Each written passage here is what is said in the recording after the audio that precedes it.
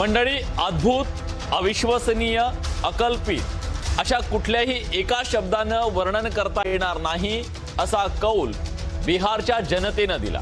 बिहारमध्ये महिलांनी निमोची सुनामी आणली, जिच्या लाटेत काँग्रेसचा सुपडा साफ झाला।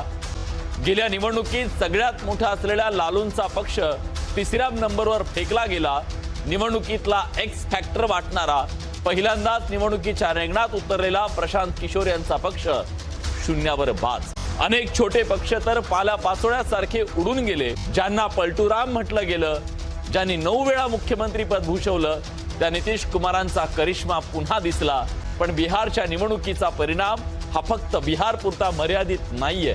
पुढच्या काही दिवसात होणाऱ्या महाराष्ट्राच्या मिनी विधानसभा निवडणुकीत सुद्धा त्याचा परिणाम थेट दिसणार आहे। घोडा मैदान जवळ आहे, पण राजकीय घोडे कोण किती तयार आहेत हाच खरा प्रश्न आहे।